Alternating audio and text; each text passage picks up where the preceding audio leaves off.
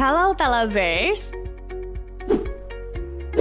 Namanya juga menteri, wajar dong kalau sering dikonotasikan oleh orang-orang dengan pribadi yang serius. Toh tugas mereka membantu presiden dalam sektor yang diamanatkan nggak boleh main-main. Tapi yang serius juga sih nggak menjamin kinerjanya bakalan bagus. Kayak ini nih, kelihatannya serius banget kan? Tapi kok ujung-ujungnya nyolong juga? Sebaliknya, yang kelihatan bercanda mulu bukan berarti nggak kerja. Kayak apa yang dipertontonkan oleh Erick Thohir dan juga Pak Basuki. Iya, beberapa hari yang lalu ketika sedang menghadiri upacara peringatan Hari Ulang Tahun Kemerdekaan Republik Indonesia, Menteri Pekerjaan Umum dan Perumahan Rakyat tersebut ngisengin Pak Erick Thohir dengan tiba-tiba mengecek baju sang Menteri BUMN. Aksi Pak Basuki itu pun sontak menyita perhatian publik. Wah, kocak juga ya.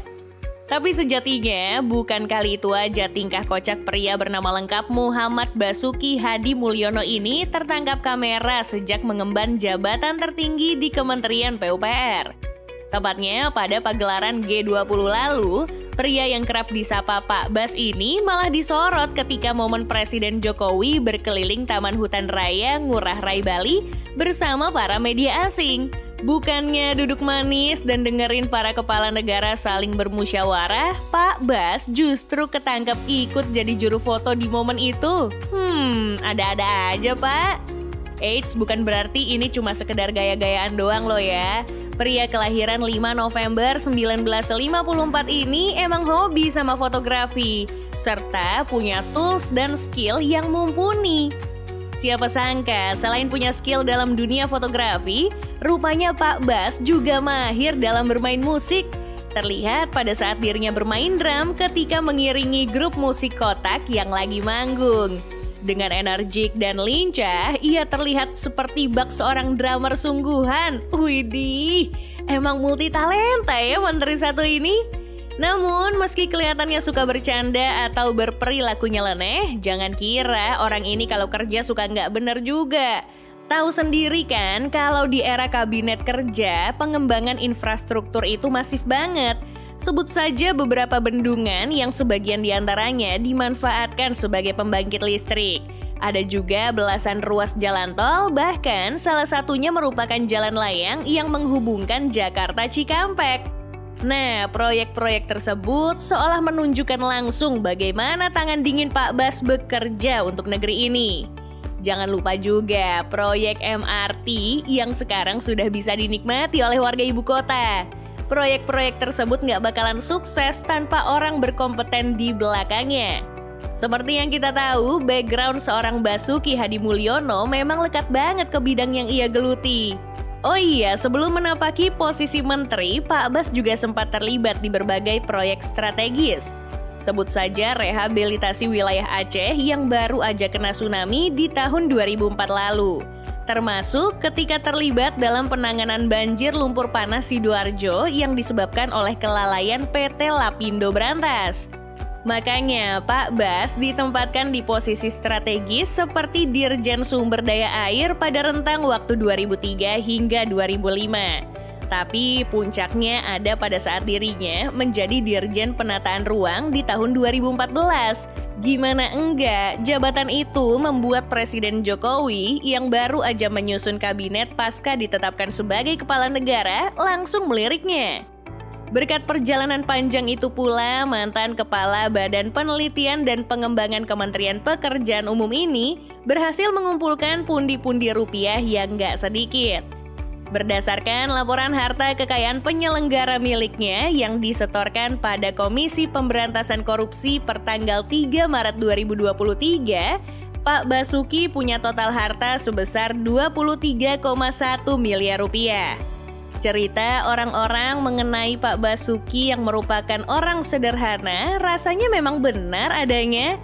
Sebab nggak kayak para pejabat lainnya yang pada doyan ngoleksi kendaraan mewah yang nilainya sampai miliaran. Sebaliknya, beliau hanya ada 1 mobil dan 1 sepeda motor yang dimiliki.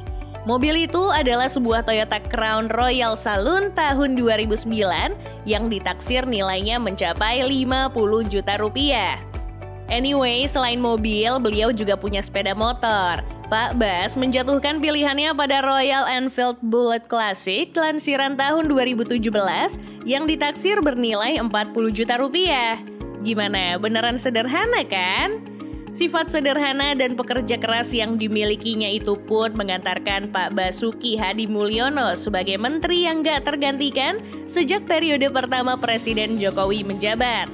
Setali tiga uang dengan kompatriotnya yaitu Erick Thohir yang gak lain juga menteri kepercayaan Jokowi pada periode keduanya.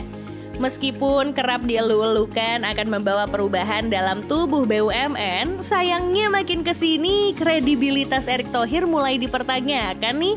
Soalnya belum beres ngurusin kasus korupsi anak buahnya yang merugikan negara sampai 2,5 triliun rupiah.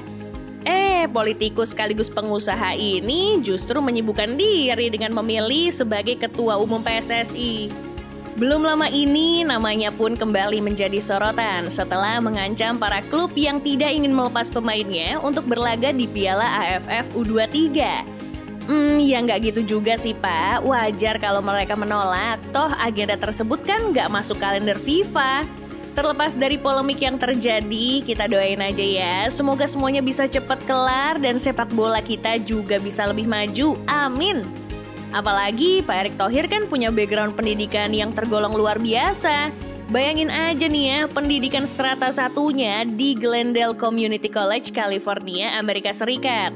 Belum lagi untuk kalender masternya yang ia raih di jurusan Bisnis Administrasi Universitas Nasional California, Amerika Serikat. Bahkan di tahun 2023 ini, beliau akhirnya menyabet gelar doktor dalam bidang manajemen strategi dari Universitas Brawijaya. Terlahir sebagai seorang anak pengusaha, Erick Thohir pun mencoba membangun beberapa bisnis. Di antaranya ada Mahaka Group yang bergerak di sektor media, hingga punya klub basket Satria Muda. Berkat gurita bisnisnya yang melebar kemana-mana itu, rasanya wajar aja ya kalau Pak Erick Thohir jadi tajir melintir. Bayangin, total kekayaannya aja nyentuh angka 2,3 triliun rupiah. Hal itu sekaligus menjadikannya sebagai menteri terkaya kedua di Kabinet Indonesia era Jokowi. Itu pun sudah dikurangin sama utang sebesar 165 miliar rupiah. Dengan total kekayaan segitu, beliau memiliki total aset tanah dan bangunan sebanyak 34 unit. Banyak banget ya propertinya, total nilainya aja sampai 364 miliar rupiah. Belum lagi kendaraannya.